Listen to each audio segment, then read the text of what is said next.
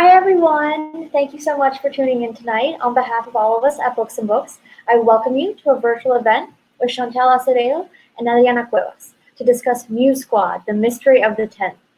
Chantel Acevedo was born in Miami to Cuban parents. She is the acclaimed author of adult novels, including The Distant Marvels, which was a finalist for the Andrew Carnegie Medal for Excellence in Fiction. And she is also a professor of English at the University of Miami, where she directs the MFA program. MUSE SQUAD, The Cassandra Curse, was her debut middle grade novel, followed by MUSE SQUAD, The Mystery of the 10th. Chantel lives with her personal MUSE SQUAD, aka her family, in Florida. Adrianna Cuevas is the author of the Pura Beltre Honor Book, The Total Eclipse of Nestor Lopez, and the upcoming Cuba in My Pocket. She is a first-generation Cuban American, originally from Miami, Florida, a former Spanish and ESOL teacher. Adrianna currently resides in Austin, Texas with her husband and son. So a little bit about our event tonight. Throughout tonight's broadcast, you're invited to ask questions by using the Ask a Question feature at the bottom of the screen. And of course, you can order copies of MUSE SQUAD by pressing the green button below. That will also take you to our shop site where you can order any of Chantel or Adrianna's books. We appreciate each and every order and the donations from viewers everywhere.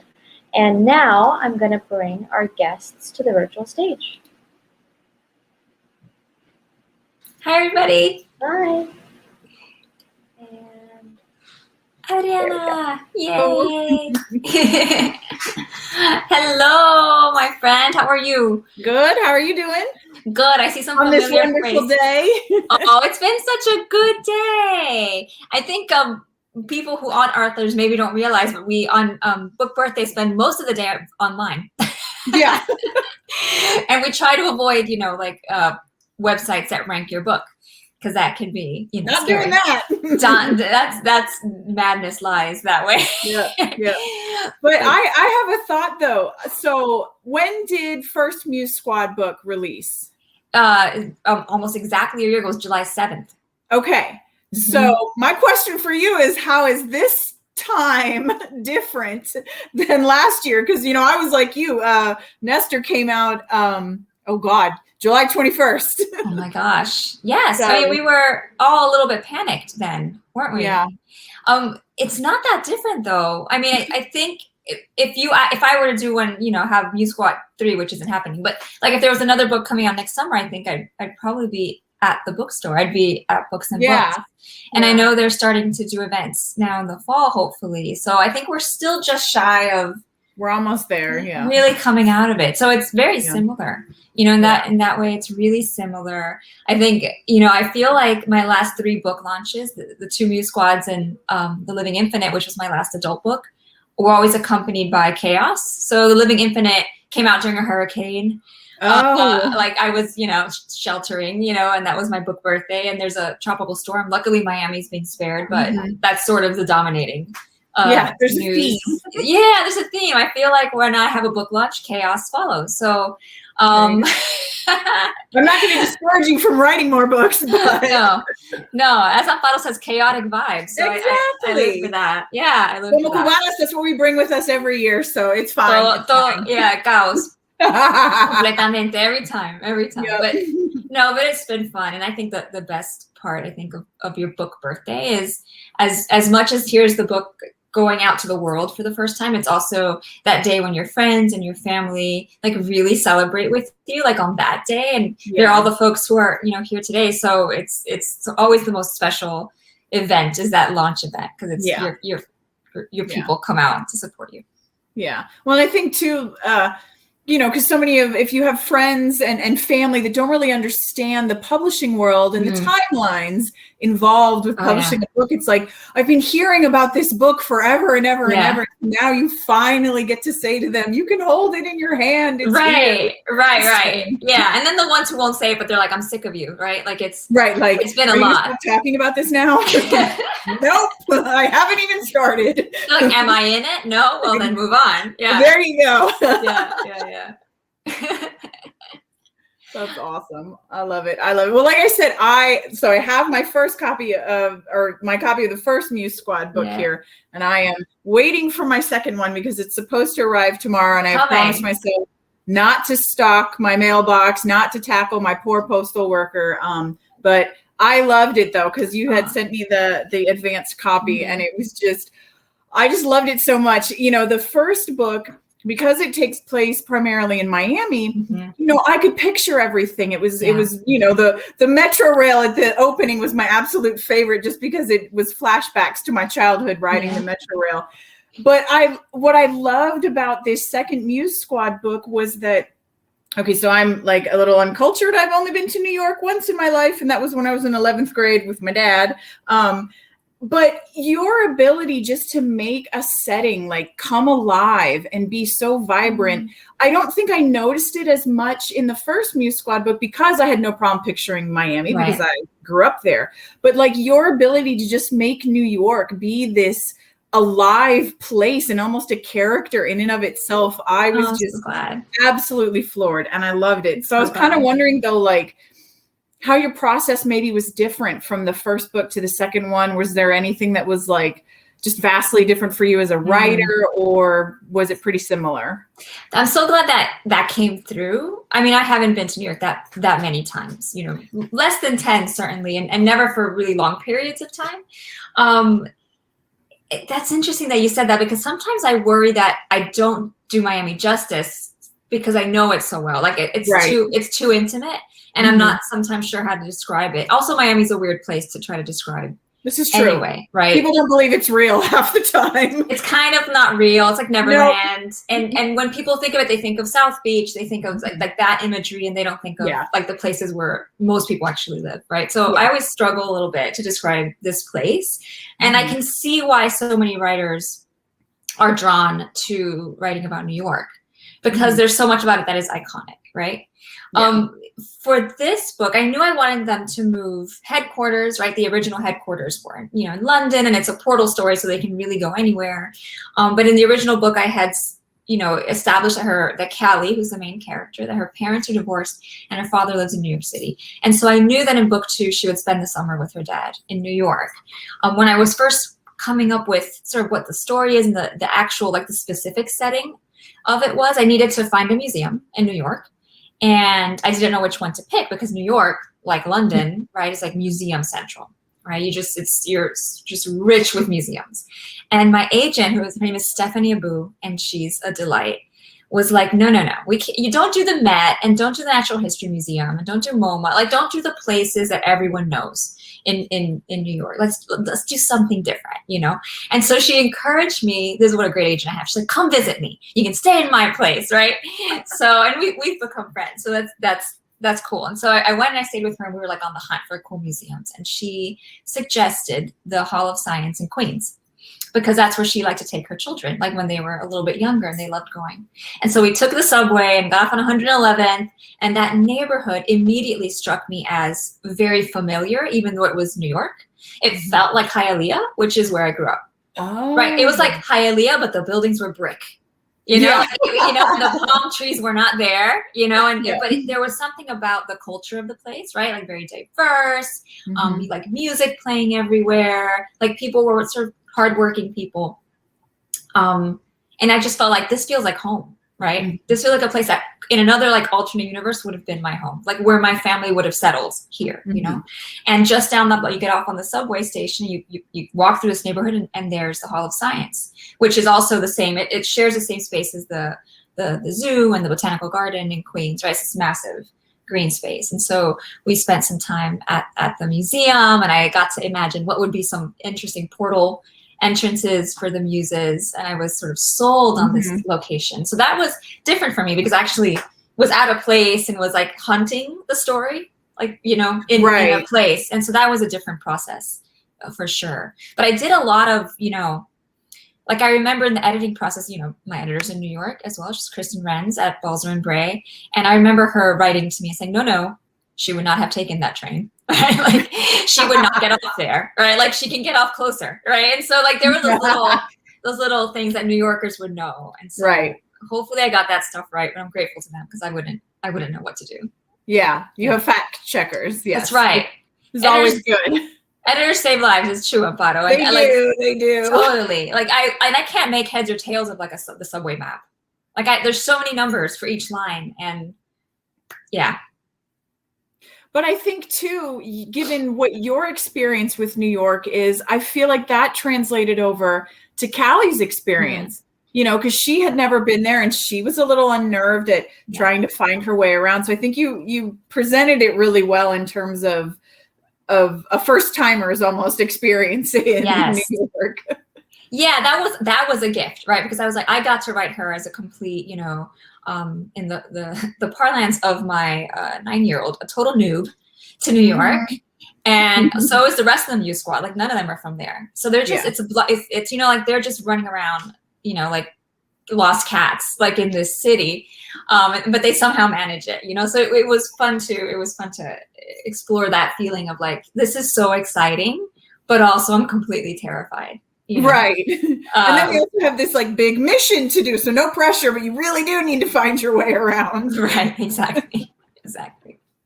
That's good. But I loved too, Callie is such a beautiful character, I think, because she's exciting and she is, trying to do all these brave and amazing things, but she's so real, I think, to middle grade readers with the kinds of things that she's dealing with. Like, I know that, this second MUSE Squad book, there's a ton of adventure and there's some mystery and, all these really high action scenes that I adored, but there's such an emotional story, I think, with Callie throughout the book that is just phenomenal. And I think it balances out the action of the story, so well. So what was it like to finally kind of bring her journey full circle? I would imagine that was an emotional experience. It was. And one of my goals was to make my editor, Kristen, cry a bunch of times.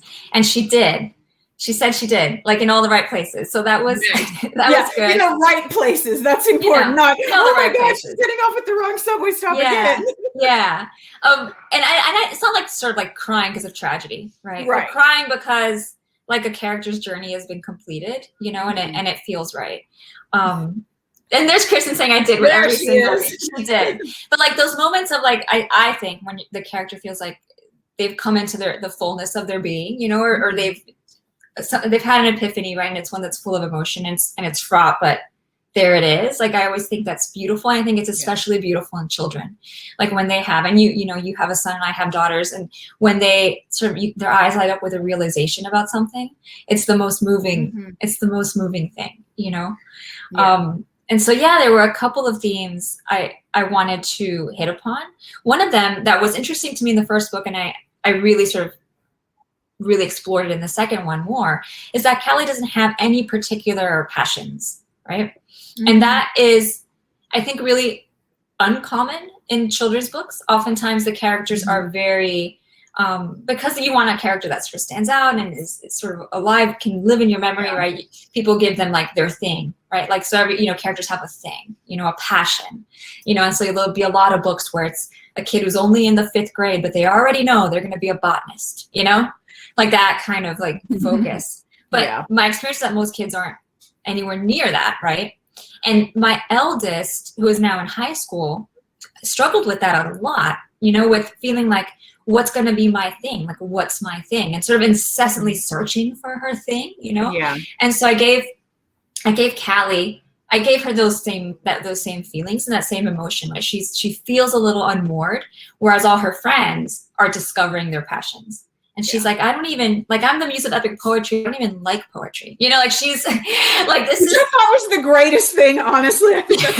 Yeah. Which was hard because I love poetry, right? So I gave her like a poetry friend, so I can channel my own love of poetry, like through her friend. But that was one of the things I was trying to explore. Yeah. But I feel like I got away from your question, which was like completing her journey. No, because it's fascinating. And I love hearing about Callie. And I love, when you're talking about describing her, because I think you're right. As authors, we want to give our characters quirks. So we, they all have things. And I just think it's so realistic. Callie is such a real character. In this book, what I especially loved was actually her relationship with her brothers. I just thought that was so incredibly real in this second book of how she felt about them, how she felt about how they treated her. I just thought that was so well done, because I think that's very true with a lot of older siblings. Me being the younger sibling of my family. Yeah. she's got older twin brothers who are teenagers, and they're based on my older cousins, who were boys, and their names were Fernando and Mario. So like I just ripped them from reality, you know. And our age difference was about like they were like 6 years older than I was. So they were my cousins were much older, right, than Callie's brothers are to her. But like I remember the teasing. I remember the teasing so clearly, you know, from them. Yeah. But also the flip side is that when they were gentle and when they were supportive, it was like the angels singing, you know, because my cousin Mario had said something nice, you know, or had complimented me, and it was like, "Aww," you know, like I felt so cool and loved, you know, by them. So it was like I wanted to explore a little bit of that too, and also because their parents are divorced, they've reacted to the divorce differently. And in my head, I thought, well, you know, as a child of divorce as well, you know, the younger you are when it happens, the more adjustment you have to it, right? It's your normal. But I think kids, when this happens to them and they're teenagers, I think it's especially rough. And so it made sense to have her brothers struggling with it and to have a lot of resentment still. And so that was also this quiet, you know, thread that was happening with them. But I loved that because you let all your characters, for given that the ages that they are, all have real feelings. And I think one of my favorite kind of arcs with Callie is allowing herself to be upset, because I think, you know, we too often have a tendency to tell kids like, oh, don't cry, it'll be fine, it's fine, you know. And so you could tell she's the type of character, the type of person that has gotten used to kind of holding stuff in and not letting herself like really feel those emotions. So I loved how you kind of took her on that emotional journey through with the second book. It was really real, and I think it does a lot of kids' emotions justice. Oh, I'm so glad. I'm so glad. I was that kid who just swallowed everything. Yeah. You know, just all the time. There's this episode, and I haven't seen this show in a million years. It's probably not on anymore. The King of the Hill. Remember the King of the Hill? Yeah. That show?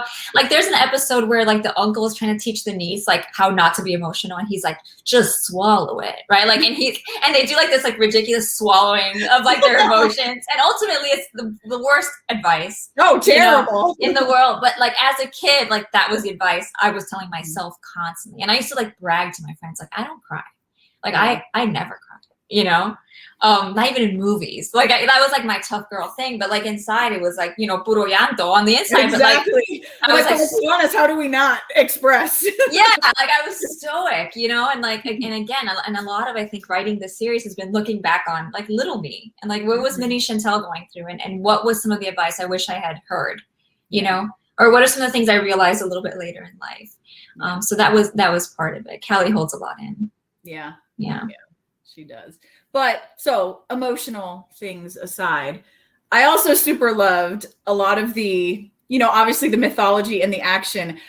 One of my characters, I think my favorite was their ability to, and I don't want to give too much away, but I gotta say the ability to conjure spiders out of your hands is just, I'm envious, and that's pretty cool, right? That's the coolest thing ever. So I was kind of wondering, like, what did you have the most fun with? What did you absolutely love? Like, because I can just picture you writing and going, oh, "That's awesome!" Like just stopping yourself and going, "Yes." Yeah. Gosh, what was the most fun?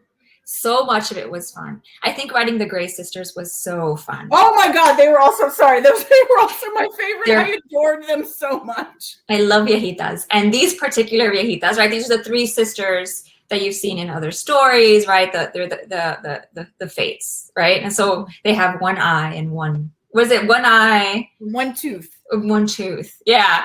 And then they just share these things, right?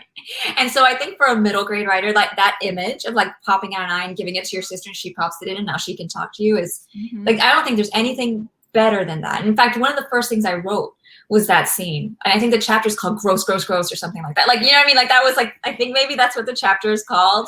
And it was like an eyeball dangling. It was like the opening line. And I think that was the opening line, you know, not the opening line, but it was the first thing I wrote. Like image.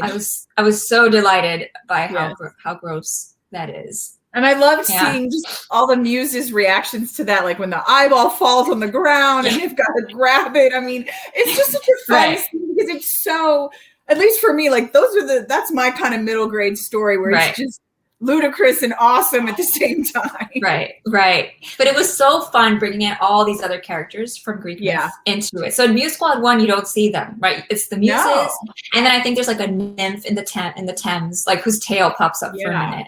And so it's like and that I have to credit Kristen as well, because when I was, and that's my editor, when I was writing Muse Squad 1, I had locked it down. I was like, they're all in retirement except for the muses. No other gods or goddesses will appear. And she was like, you sure you want to do that? She was like, you sure you want to do that? Like, why don't you open it up a little bit? Like, what is the possibility of what if, you know? And I think that what if was like almost permission, like, what if, you know, like, what if I let it loose a little bit, you know? And so it's not, you know, the pantheon does not appear, but, you know, there's some cameos and interesting characters in this one that they have to deal with. So the world opens up for them. Yeah, and I thought it was done, like, it really is almost like an Odysseus, like it's an Odyssey quest that they have to go through. And I think that's awesome because for, you know, this, our audience for their age, it's a really good kind of gateway to that whole world. And I mean, it's kind of like my son, he would pick this book up and then all of a sudden demand to read every single thing he could get his hands on about, you know, Greek mythology. I love that. I think you did a good job of kind of dangling the carrot of here's another person and here's another, you know, character and creature. So it was really fun to just, see all of them. But yes, the Gray sisters and then our dear friend who can conjure spiders, I think those were my favorite. She was fun. Like she was very fun. I don't think it's been hard talking about this book in advance because you don't want to give away. I know. As I was reading, I was coming up with like questions I wanted to ask. And I was like, well, I can't say that. I can't say that. I definitely can't say that. So you all just have to read Muse Squad right now, please. And then we'll come back and have another chat. Right. And then we'll talk about that. But I love questing stories. Like I love. Yes. It's my favorite genre, I think, questing stories. And I feel like this book might owe, like somehow, like deep in my psyche, I think it might owe a gratitude to the Goonies and my obsession with the Goonies when I was little. Like just I was convinced I could just find a hidden door in my house that would take me to this underground cave system, you know, where I would have to complete all of these missions, you know, to get to the thing. You know. But that's what I loved in the book. You actually take a moment and explain what the hero's journey kind of story arc is. And you give examples. And I just thought, this is awesome because I mean, I taught for 16 years and I would take your book, probably present it to my students and be like, see here, you can do this. And, you know, I can see readers sitting down and wanting to write their own, you know, hero's journey story. So it's fantastic. I like how you laid everything out. I think this book, more than anything I've written, is revealing that I was a secondary ed teacher in English. Like I taught language arts. Like it's there because they're like there's also poetry activities in it, like snuck in, and I'm like sneaky, but you know, young ones, you can also write that poem. I just told you how to write one. You know, here's how you do an exquisite corpse, kids. You know, exactly. I loved that. I loved it so much. Yep. But at the same time, that's what I love about the book, though, because it's almost like, and I think that's a teacher, your best ability as an educator is usually when you realize that you've tricked kids into learning. And so I think that is what Muse Squad does so well, because it's such a fantastic story. It moves fast. The characters are super engaging. But like you said, hey, you're going to learn how to write this poem and you're going to learn about hero's journey story arc. And, you know, it's really fun, but we can trick them at the same time. That's right. Here's how a limerick works. Yeah. But I love that Callie is so bad at it at first. Right. Like I love, you've just, like I've said before, you've just made her so real because she's definitely not this perfect muse that you would expect. Like, oh, here's someone who's in Muse Squad. So of course she's got to be good at everything, but she's not. And I just think that's so perfect, you know, for her as a character. Thank you. She's not quite a disaster piece, as my, you know, 9-year-old would say. She's not quite that, but she, you know, like she sometimes comes close. But they all are. Like it's fun writing all of the muses because they all have a little bit of a disaster piece element to their personalities. So it's always fun when they mess up, you know. Too. It's pretty. And I was very envious of your ability to deal with such a large cast of characters because, like, on purpose, I tend to keep mine kind of small because I know that's what I can handle. But I loved, just like the scenes with not only all the muses, but like all the adult muses and then gods. And they're all in this one scene. And I was very in awe of your ability to handle all thanks. that. Well, you've got like characters in a scene. You're hard on yourself. There's like a million animals that speak. Yeah, but they're animals, you know what? So what? Like they're characters with personalities and they're speaking to each other and making the plot move. So I think just because you're not actually bipedal doesn't mean that that you can't also write a huge cast. You wrote a whole forest, Adrianna. But briefly. They only all get together briefly because I was scared. In a key moment, okay? Exactly, when it mattered. That's right. That's awesome. I feel like Nestor and Callie would be friends too. I feel like they'd be good friends. Well, because they appreciate good Cuban food, you know, and I think too they have an ability to kind of not go against what adults want them to do, but accomplish what they need to do without adults, you know, getting too mad at them. Yeah, I kind of got away with it with the first one. You know, I had them, you know, like her mom was clueless in the first one, just right? Clueless. Dad was not in this one, and I actually super loved that because it made it so real. Yeah, it gave me anxiety writing it, right? Yes. Like there's a whole sequence where every time she keeps coming home late, and the father keeps getting angrier and angrier at her, and I'm like, I know he's gonna lose his mind. like this is like me, you know, being married to a Cuban dad, and you know, like having, you know, that experience in my own family, and yeah, so that it actually made me anxious to write him. And her getting in trouble. You know, because she's this muse. She's trying to complete this massive mythological quest, but she has a curfew. Right. I just thought that was so excellent. Yeah.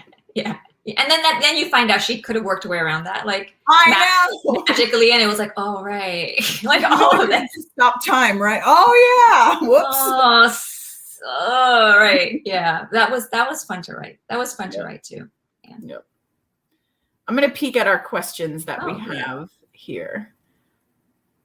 All right. They're asking, can you talk about the difference between writing middle grade and writing for adults? You know, I feel like one of the biggest differences, I think, is that when you're writing middle grade, you have to run your reader through the character's thought processes a little bit more explicitly than when you're writing an adult character, right? And for adult readers who I think, because they're adults, they've, you know, lived a much longer time, right, than little ones reading the books, can pick up on some just a nuanced gesture, right? So like an adult character, you know, could, you know, I don't know, like twitch an eyebrow or something. And that's kind of all you have to say, right? So like when you're writing for, like when you're teaching people to write for adults, you're always like, show, don't tell. And that's like, right. Like really like, you know, like hammer that home. And I remember like especially with the first Muse Squad,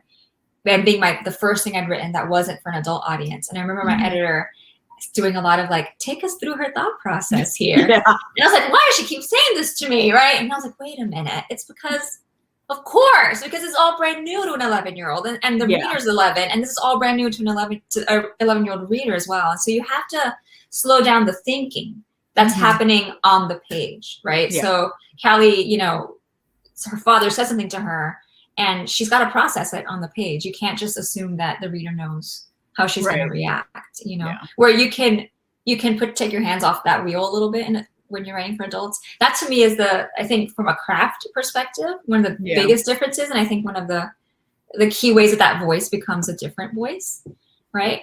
But these are adventure stories too. And I've never written an adventure story or a fantasy. And so you have to plot that thing. What? She says as if she's, you know, like discovered, you know, sliced bread or whatever. But like plot is a thing. And so like it's not just in my adult books, after I pantsed through my first two and then vowed never to do it again. And because I kept writing into terrible corners and it took me so long. And so I promised I wouldn't start another book until I knew how it ended. Right. And so that worked, you know, in my adult books, but that's not enough. Right? When you're writing a fantasy, it's not just how does it end? It's okay, but how'd you get to that ending? And how'd you get to the step before that? And how'd you get to the step before that? You know, and especially in a quest story, right? Like you have to build the whole puzzle backwards. Right. You know, and in Muse Squad 1, it's a secret that's being kept. So at the very end, when you find out who the villain is, it shouldn't feel like too much of a red herring. It should be like a genuine fun surprise. And so you have to also reverse engineer out of that mystery. And I think mystery writers do the same thing. Yeah. So like that's another thing I felt like I had to train myself to do. Yeah. I think Amparo has a great idea. We're going to make T-shirts that now say "Plot is a thing." Chantel Acevedo, 2021. Plot, it's a thing. Surprise! It's you a can't thing. Just have angst and feeling. All right. We have another question. What's another middle grade book you would recommend for? Oh, it disappeared. Hang on. Recommend for reluctant readers in that specific age group. Well, definitely The Total Eclipse of Nestor Lopez. I hear that's an okay book. I heard it's pretty okay. Yeah. The writer's a little bit, pesadita, pero no, okay. No, I love this book so much. And Nestor is such a winning character. And he reminds me a little bit of Luca. Have you seen the Luca? Yes, I just watched that last week. I'm obsessed. I've watched it twice already. It's so sweet. I'm obsessed. But while I was watching Luca, and of course you came first. You came before Luca. Nestor precedes Luca. There's something Luca-ish, something sweet about this wide-eyed boy, but who does the right thing. And his adventure is super fun, and he loves fart jokes. And so that is, like a reluctant reader, like make them laugh. Make them laugh. And I'll say too that the Amari and the Night Brothers, which I'm so glad it has blown up. This is B.B. Alston's book. It's blown up, and it's so good. It's kind of like a kid's Men in Black, but it's got a sequel. I think it's a trilogy, and B.B. himself as a writer, such a generous, wonderful spirit, on social media and to other writers. But so I'm so glad when good things happen to good people. But that's another one. Like that's like just a super page turner, and it's about a girl whose brother's gone missing, and she finds out that he was involved in this kind of Men in Black-ish organization, and she gets scooped up, right? Like now you also are part of this. And she's a little fish out of water, but again, really fun read. I think reluctant readers would just like fly right through them and then want to read more. So, yeah. Oh, we have a good question from Raquel. She's saying, was there a favorite museum piece or place or artifact that you really wanted to write into the story but couldn't make it work in the plot? Let me think. No, go ahead. I was just saying, because I just love that, the first Muse Squad started because you saw the bed in is it Victorian Albert? The Victorian Albert, the museum, bed of where? And I bet, because you're a museum nerd, like my family, whenever we travel, we go to museums. That's what we do. Me too. And that'll be the whole day. Just, that's it. And I've like trained my children. Like, some kids are like, I hate museums. Like, it's boring. Yeah. Like they want to, I'm like, no, my children are trained. Like they like read all the little plaques and they, like we've done it since they were babies in strollers, like museum. Yeah. We're museum people.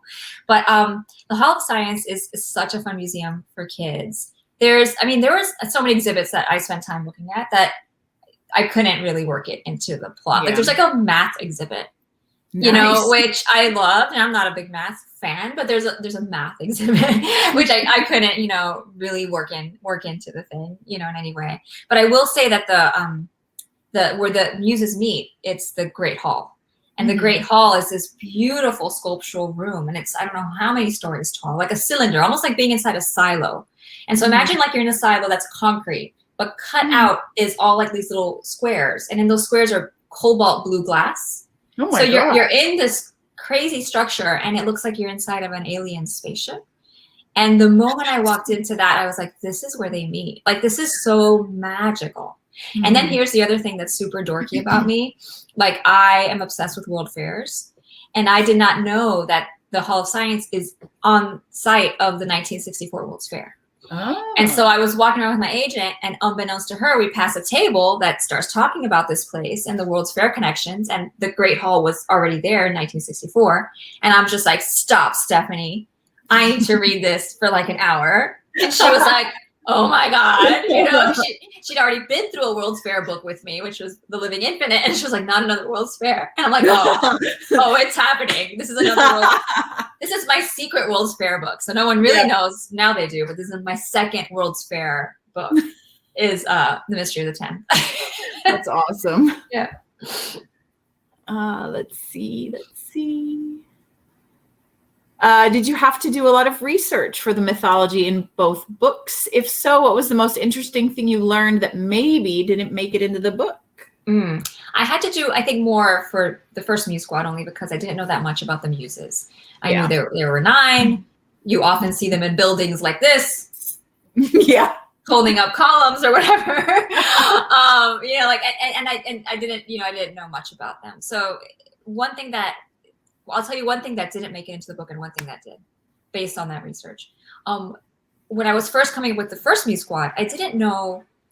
I love the idea of them, but I didn't know how I would make them fight. Like, how do you, like, their inspiration? Like, how does that? Yeah, that's true. How do you battle? Like, it's gonna be the most passive book in the world, right? Like, I'm like, how will that even work? And as I was reading stuff, and I came across a story in Ovid, and it's where the muses are challenged by the sirens to a sing-off.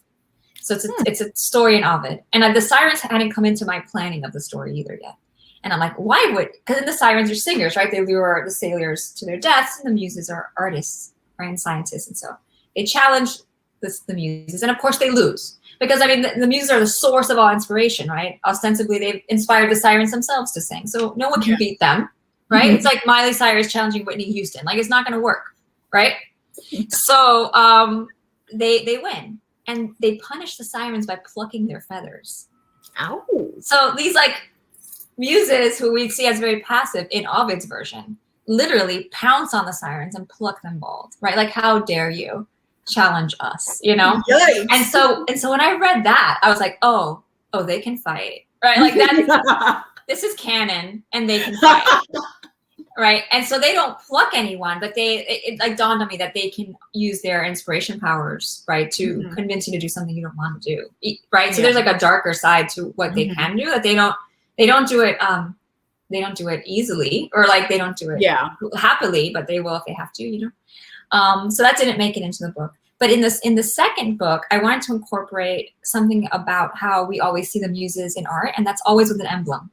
So because there's 9 of them, you couldn't tell them apart in sculpture, except for what they were holding, right? Oh. And so if you're the Muse of History, if you're Cleo, the Muse of History should be holding a globe, right? And so they all had different things that were their thing. So Callie's was a scroll, right? As the muse of the epic poem, which is the hero maker, she's always portrayed with a scroll, right? And Terpsichore, you know, might be portrayed with like a musical instrument that represents, you know, what she does or whatever. And so I gave them, you know, all heroes need their magical weapons, right? Susan gets her bow in Narnia. And so Lucy gets her like little juice, Lucy juice. But give it to them by Santa Claus, whatever. This is not a Narnia random channel, but like Narnia is in the book because Talia is obsessed with Narnia. But I love that the Narnia talk gets shut down really quick by the other muses. They're like, no, don't start. They're like, stop it, nerd. Exactly. Yeah, but she's like Narnia obsessed. But I wanted to have their emblems be something that they could be given, like as a kind of a gift. So it's a little bit of a wink to Santa Claus in the Narnia stories as well. But that was something that I had to research because I just didn't know what their emblems were off the top of my head. And if you quiz me now, I'll get them wrong also. Nice. Because there are 9. There's 9 and like 4 of them are instruments, right? And so like the Greeks weren't that creative when it came to like giving people things to hold. Yeah. But I think too, sometimes people forget, like authors, when we're researching our books, like I'm literally opening Google to find the answer to the question. And then I'm going to forget it the second that I put it in my book. That does not mean I'm an expert on this topic now at all.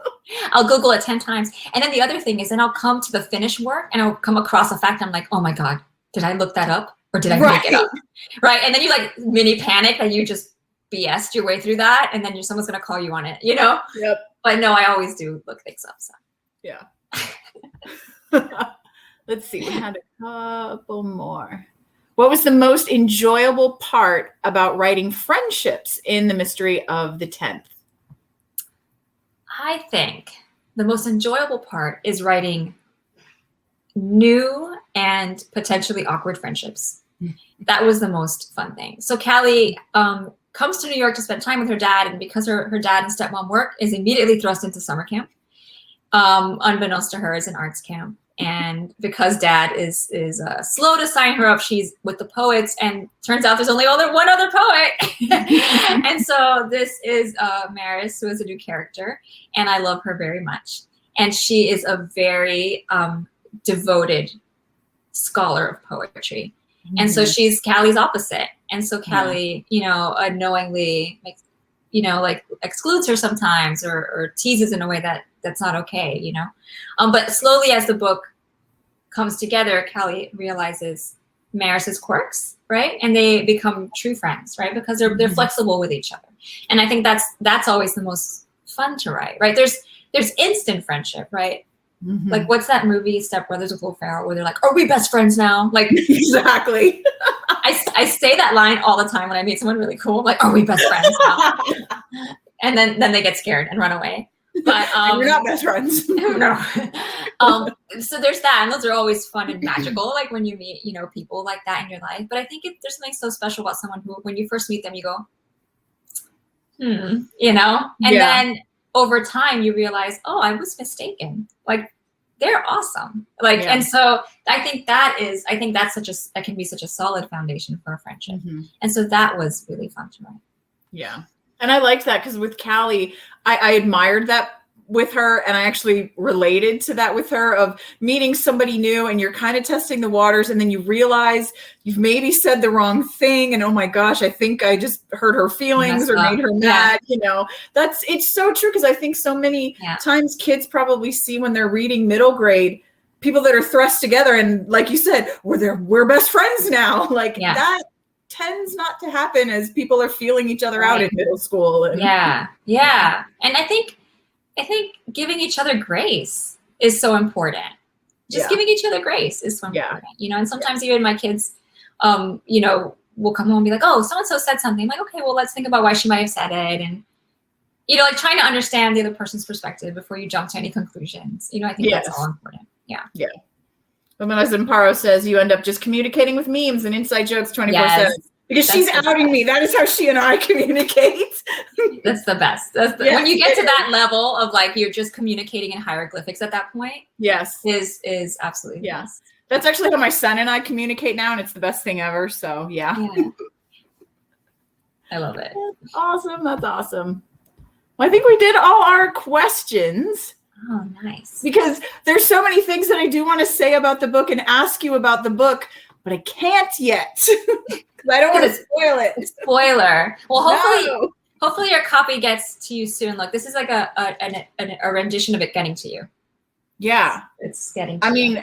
It's going to Texas.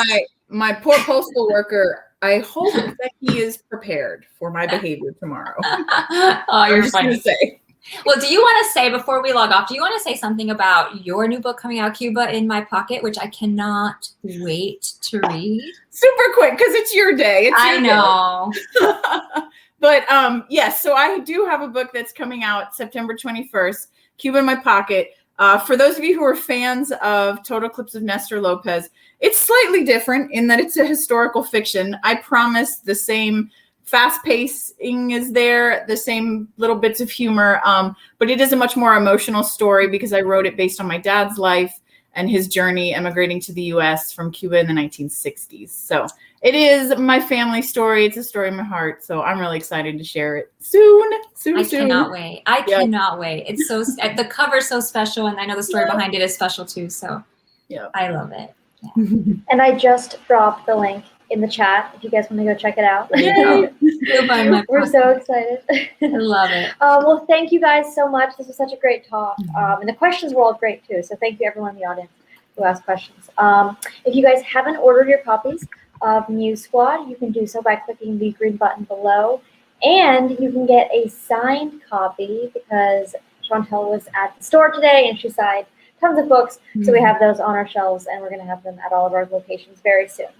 So thank you guys again, and hopefully we'll see you at our next event.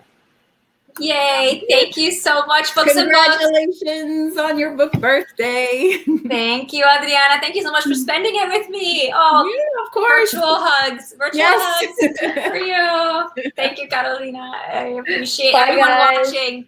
Bye. Bye. Thank you. Guys.